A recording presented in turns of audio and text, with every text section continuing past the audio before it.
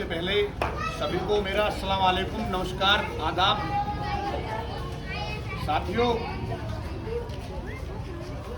ये प्रोग्राम मैं समझता हूँ हमारा आपसे 10 दिन पहले 15 दिन पहले प्रोग्राम होने जा रहा था और आज ये प्रोग्राम इतना जानदार शानदार है। मैं सबसे पहले इनको बधाई देता हूँ। लेकिन हमारे बीच में आज हमारे जो यूथ ब्रिगेड में हमारी पार्टी में बहुत मजबूत सचिव थे मोनू भाई, वो हमारे बीच में नहीं है। मैं सबसे पहले उनको श्रद्धांजलि देता हूं और ऊपर वाले से मैं दुआ करता हूं कि आज मोनू भाई जहां भी है वो खुशहाल हो और भगवान अपने चरणों में उन्हें जगा दे। क्योंकि साथियों, हमारे बीच का जब कोई जाता है तो उसका दुख शायद हमसे बेहतर और कोई नहीं समझ सकता। और मोनू भाई हमारे बीच के थे और सारे लोगों के साथ जुड़कर, सारे समाज के साथ जुड़कर चलने वाले थे। तो मैं समझता हूँ उनके इस हादसे का दुख दुनिया से इस तरीके से चले जाना सिर्फ हमें ही नहीं, हर समाज को उनका दुख है। तो मैं बस आदमी चले जाने के बाद हमारे हाथ में कुछ नहीं बचता, सिर्फ हमसे दुआ बचती है। तो मैं ऊपर वाले से दुआ करता हूँ और भगवान से कामना करता हूँ कि आज मोनू भाई जहाँ भी हों खुश हों और हमारे बीच में हमेशा उनकी यादें रहें, क्योंकि यादें कभी नहीं जाती, इंसान चले जाते हैं। उसके बाद मैं अपनी बात शुरू करूंगा कि हस्ती है अपनी ऐसी जो मिटती नहीं किसी से, हस्ती है अपनी ऐसी जो मिटती नहीं किसी से। यूं तो सदियों रहा है दुश्मन हर एक दल हमारा, और सारे दलों से अच्छा ये समाजवाद हमारा, सारे दलों से साथियों, आज इस गांव में इस प्रोग्राम में उपस्थित, इस प्रोग्राम की अध्यक्षता कर रहे संजय प्रधान जी, नौशाद भाई यूथ ब्रिगेड से प्रदेश सचिव हैं, अच्छे मियाँ जी, मुस्लिम भाई, आमिर चौधरी जो हमारी कमेटी में सचिव हैं, नीतीश भाटी जी जो हमारी कमेटी में सचिव हैं। मैं इन सभी लोगों को बहुत बहुत बधाई देता हूं, इन सभी का बहुत बहुत आभार प्रकट करता हूं आप सभी लोगों ने। और मैं बधाई देना चाहता हूं इमरान भाई और जावेद भाई की सारी कमेटी को और सारे ग्रुप को कि उन्होंने इतने जानदार शानदार तरीके से कार्यक्रम किया और हमें यहाँ बुलाने का मौका दिया। साथियों, आप सभी लोग अच्छे से जानते हैं कि आज जो सरकार प्रदेश में चल रही है, उस सरकार की नीति और उस सरकार के काम से आप सभी लोग, चाहे किसी भी धर्म का हो, हिंदू हो, मुस्लिम हो, सभी लोग अच्छे से जानते हैं कि उनके पास न शिक्षा को लेकर कोई काम प्रदेश में हुआ है, न रोजगार को लेकर कोई काम प्रदेश में हुआ है, और विकास की तो आप पूछो ही मत।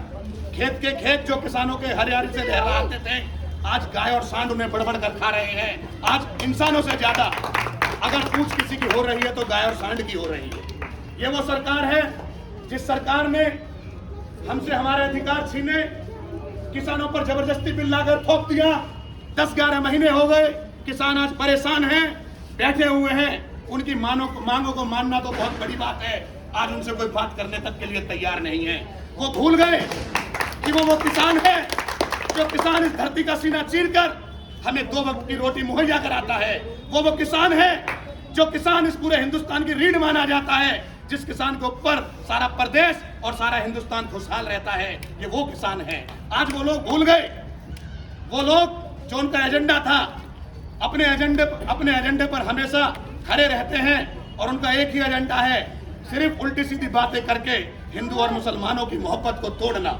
मैं समझता हूं अगर हिंदू मुसलमानों की मोहब्बत टूटने से इस प्रदेश का विकास होता हो तो आप भले ही उनको वोट दें, लेकिन सबसे पहले अगर हमने हमारे घर में बच्चे हैं, उन्हें शिक्षा की तरफ नहीं बढ़ाया, उन्हें हमने नहीं पढ़ाया और अच्छी नौकरियां नहीं दिलाई, तो मैं समझता हूं ये प्रदेश कामयाब नहीं होगा।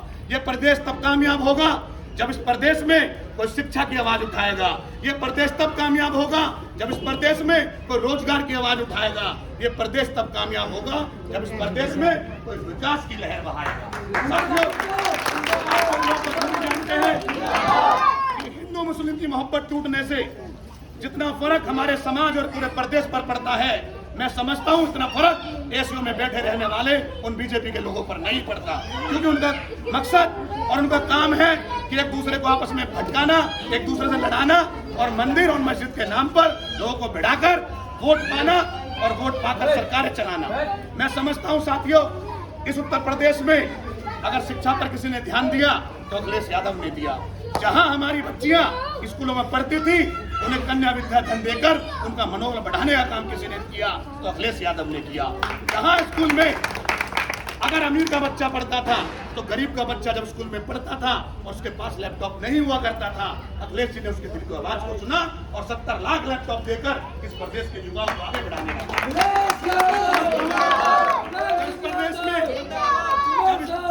जब इस प्रदेश में किसी के रोजगार का भला नहीं हुआ करता था तो अखिलेश जी ने किसी को बिजली विभाग में, किसी को आईटी विभाग में रोजगार देकर इस प्रदेश के नौजवानों का हौसला बढ़ाया। साथियों, आप सभी लोग बखूबी जानते हैं कि एक 100 नंबर का जो अखिलेश जी ने पुलिस की गाड़ी प्रोवाइड कराई थी कि अगर किसी के शहर में और गांव में कहीं कोई जो उत्पीड़न करने वाले लोग हैं, वो लोग जब झगड़ा और दंगा करते थे तो अगर अखिलेश जी की सरकार में जब लोग 100 नंबर पर फोन करते थे तो थाने जाने की जरूरत नहीं पड़ती थी, पुलिस की गाड़ी खुद चलकर हमारे दरवाजे पर आती थी। अगर किसी ने ऐसा किया तो अखिलेश यादव ने किया। हाँ, मैं समझता हूं अगर इन लोगों ने कुछ किया है तो सिर्फ नाम बदलने का काम किया है, और अगर मैं नाम बदलकर किसी में इमरान को अगर नाम बदलकर मैं संजय रख दूं और संजय का नाम बदलकर इमरान रख दूं तो उस बात से क्या भला हो सकता है? क्योंकि इंसान कभी भी नाम से बड़ा नहीं हुआ करता और धर्म से बड़ा नहीं हुआ करता। इंसान हमेशा अपने कर्मों से बड़ा होता है। चाहे कोई हिंदू है और उसके कर्म खराब हैं तो वो कभी बड़ा नहीं हो सकता। अगर कोई मुसलमान है, वो चोरी करता है, डकैती करता है, वो कभी बड़ा नहीं हो सकता। तो धर्म हमें कभी बड़ा नहीं करता, हमें बड़ा हमेशा हमारा काम करता है। और काम मैं समझता हूँ इस प्रदेश में अखिलेश यादव ने इतने किए हैं, चाहे एलिवेटेड रोड हो, चाहे नारी निकेतन हो, चाहे सड़कें बनवाई हो, चाहे शिक्षा पर ध्यान दिया हो, चाहे रोजगार पर ध्यान दिया हो।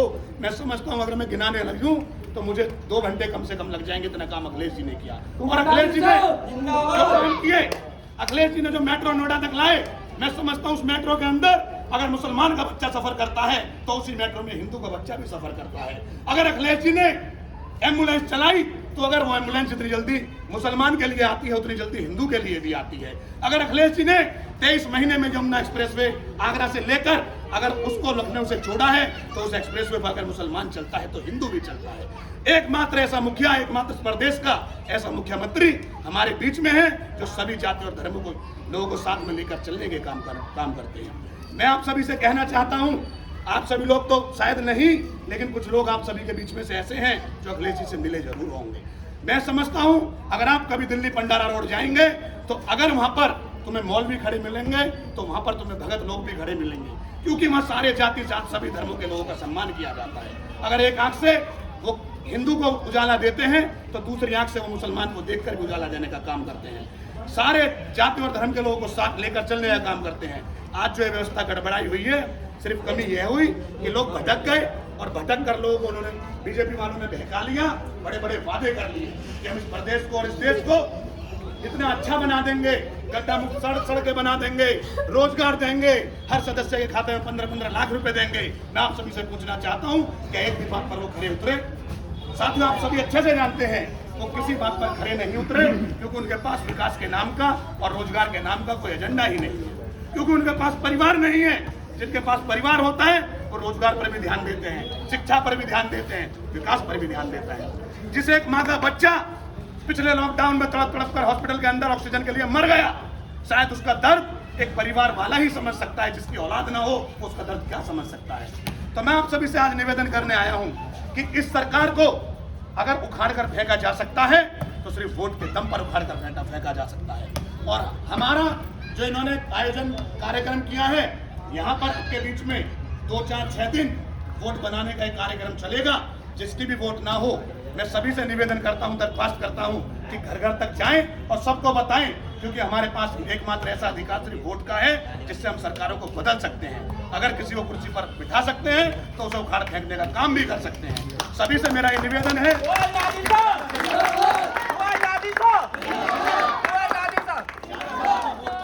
वोट बढ़वाएं, क्योंकि जब एक वोट का अधिकार जो हमारे पास है, चाहे कोई गरीब हो, चाहे कोई फकीर हो, चाहे कोई राजा हो, चाहे कोई अमीर हो, एक वोट का अधिकार एकमात्र ऐसा अधिकार होता है जो इस हिंदुस्तान में और उत्तर प्रदेश में सभी के लिए बराबर माना जाता है। उस वोट का अधिकार जब तक हमारे पास नहीं होगा तब तक हम समझते हैं अपनी सरकार बनाने में और गिराने में भूमिका नहीं निभा सकते।